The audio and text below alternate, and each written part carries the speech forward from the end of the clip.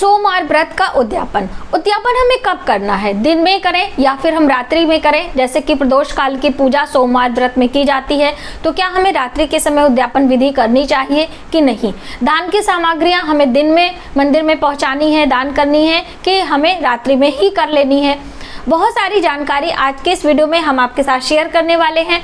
उद्यापन के आखिरी दिनों में यदि आप पीरियड से हो जाएं तो हमें कैसे करना होता है, क्या घर के अन्य सदस्य से हम उद्यापन करवा सकते हैं कि नहीं, घर से दूर रहने पर हम उद्यापन कैसे करें, इन नियमों का पालन हमें कैसे करना होता है।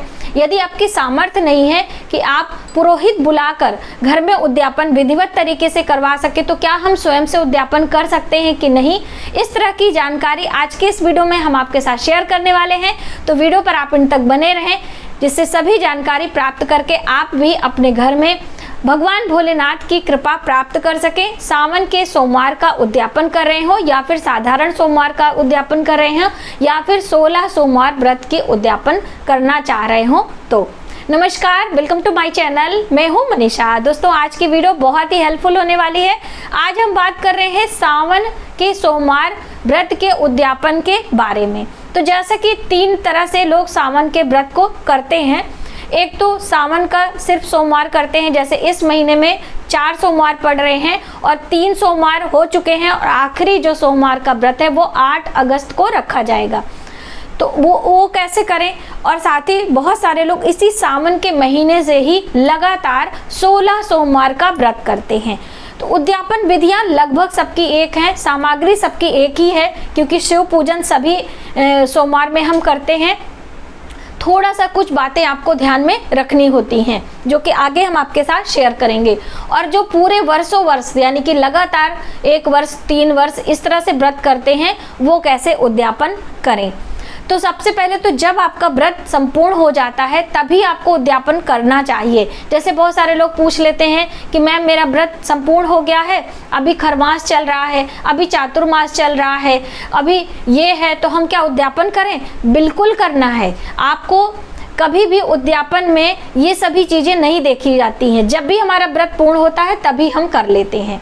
अब सबसे ज़्यादा समस्या महिलाओं को होती है कि जब आखिरी कोई व्रत होता है उस समय पीरियड से हो जाते हैं, तो हम उद्यापन कैसे करें, क्योंकि घर के अन्य सदस्य से हम उद्यापन नहीं करवा सकते हैं, क्योंकि व्रत हमने किया है तो हमारा कर्तव्य है उद्यापन विधि संपन्न करने की।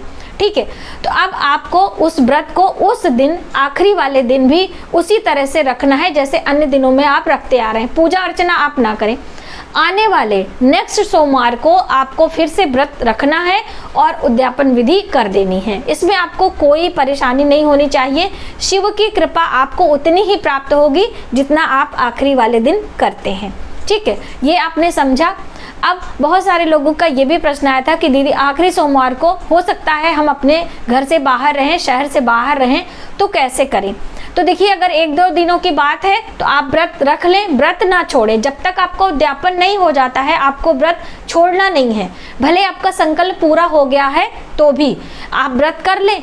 आने वाले हफ्ते में यानी कि नेक्स्ट हफ्ते में आप अपने घर जब पहुंच जाएंगे तो विधिवत तरीके से उद्यापन कर लें, जैसे कि पीरियड के दिनों में मैंने आपको बताया है। ठीक है, यदि आप वहीं पर कंटिन्यूसली रहना चाहते हैं कि अब हमें वहीं पर रहना है, तो आपको इस बात का पहले ही ध्यान देना कि अपने घर से उद्यापन की विधियां संपन्न करके आप जाएं। ठीक है, ये हो गया। अब आते हैं कि उद्यापन वाले दिन हमें क्या क्या बातें ध्यान में रखनी है। तो उद्यापन हमें दिन में ही करना होता है। ठीक है, जैसे कि हमने बताया कि व्रत संपूर्ण होने के बाद हमें अपने उद्यापन विधि को करनी होती है। तो उस दिन सुबह सवेरे से ही आप स्नान ध्यान कर लें और पुरोहित को बुला लें। बिना पुरोहित के आप उद्यापन यदि करना चाहते हैं तो कर सकते हैं, ऐसा कोई प्रॉब्लम नहीं है। लेकिन पुरोहित को बुलाने से आपका उद्यापन अच्छे तरीके से हो पाएगा। यदि आप स्वयं से कर रहे हैं तो सबसे पहले पुरोहित के नाम का दक्षिणा, यदि आप उन्हें कुछ वस्त्र देना चाहते हैं, छोटा ही, जैसे गले में रखने वाला वस्त्र जिसे गमछा आदि कहते हैं, या कुर्ते पजामे का कपड़ा है, या फिर आप एक टॉवल देना चाहते हैं, जो भी उसके साथ में वस्त्र हो जाएगा, और उसके साथ में आपको दक्षिणा लेकर पहले पुरोहित के नाम का आपको निकाल देना है। उसके बाद जैसे पूजा की जो सामग्रियां होती हैं भगवान भोलेनाथ की, जैसे कि दूध, दही, घी, शक्कर, ये भगवान के अभिषेक की चीज़ें हैं, इसे आपको एक साथ रख लेना है। बेलपत्र ले लें, धतूरा ले लें, मंदार के पुष्प ले लें, सफ़ेद पुष्प ले लें, कुछ दूध से बनी मिठाइयाँ ले लें, आप जो है ऋतु फल ले लें। ये सभी सामग्री जैसे आप सावन के सोमवार के दिनों में कर रहे हैं, सभी चीज़ें एकत्र कर लें। अब सबसे महत्वपूर्ण बात, अभिषेक बहुत ज़रूरी है। जैसे कि आपने अलग अलग दिनों में अलग अलग चीज़ें भगवान भोलेनाथ पर अर्पित की होंगी, कभी दूध चढ़ाया, कभी घी चढ़ाया, कभी शक्कर चढ़ाया, वो सभी एक अलग बात हो गई। लेकिन रुद्राष्टाध्यायी मंत्रों द्वारा जो शुक्ल यजुर्वेद है वहाँ से लिया गया हुआ है, तो आप उस मंत्र से आपको अभिषेक ज़रूर करना चाहिए, तभी आपका ये अभिषेक संपूर्ण माना जाता है। इसीलिए पुरोहित की ज़रूरत होती है कि पुरोहित बुलाकर हम करें। यदि आप स्वयं से करना चाहते हैं तो आप गूगल से निकाल लें और रुद्राष्टाध्यायी मंत्रों को आप खोल के रख लें, और जैसे जैसे मंत्र होता रहे आप अपने हाथ में श्रृंगी लेकर शिव जी का अभिषेक कर सकते हैं। अलग अलग चीज़ों से एक साथ मिलाकर भी, जैसे भी आपको सुविधा हो इस तरह से भी आप कर सकते हैं। ठीक है। अब जब आपका अभिषेक हो जाता है तो आप उनका पूजन करें। जल से स्नान कराने के बाद सभी चीज़ें शुद्ध साफ करके आप स्नान कराएं, फिर उनका श्रृंगार कराएं। श्रृंगार में इत्र का प्रयोग ज़रूर करें, क्योंकि भोलेनाथ को इत्र बहुत ही प्रिय है। तो गुलाब के इत्र ले लें, चंदन के इत्र ले लें, और साथ ही माता पार्वती को श्रृंगार की चीज़ें भी आपको चढ़ानी है। भगवान गणेश को दुर्वा घास, ये सभी चीज़ें पूजा के अंतर्गत आती हैं, जो कि मैंने आपको प्रैक्टिकली करके बताई है। तो आप हमारी वीडियो ज़रूर देखें जिससे आपको आसानी हो सके। इससे संबंधित कई वीडियो मैंने आपको दी है, तो आप वो सभी वीडियो देखकर विधिवत तरीके से उद्यापन विधि करें। उद्यापन में कुछ अनाज का भोग जरूर लगाना है, जैसे कि आटे का चूरमा चढ़ाया जाता है ना भगवान भोले, तो आखिरी सोमवार को आप चढ़ा सकते हैं।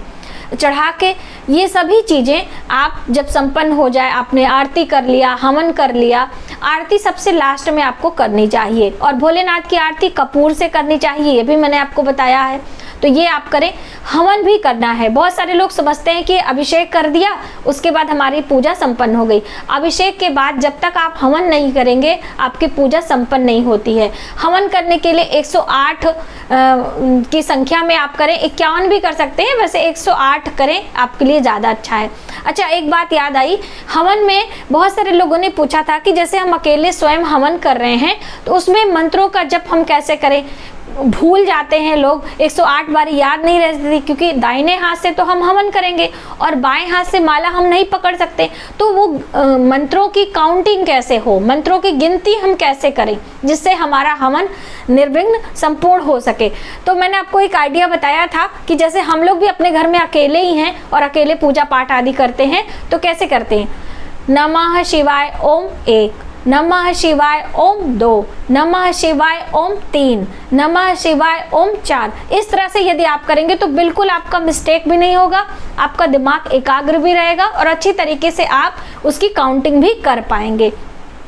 इस तरह से हवन की विधियां आप कर लें और उसके बाद आरती करें। भगवान से क्षमा जरूर मांगे कि हे ईश्वर, आपकी कृपा से हमारा व्रत संपूर्ण हुआ, और अपनी मनोकामना बोले, और जो भी कम या अधिक त्रुटि हमसे हुई है उस भूल चूक को क्षमा करें और हमारी पूजा को स्वीकार करें। इस तरह से क्षमा प्रार्थना करते हुए आपको प्रणाम करना है, अपने घर के बड़े बुजुर्गों का आशीर्वाद लेना है, पितरों का आशीर्वाद लेना है, और जो प्रसाद है सभी में वितरित करना है।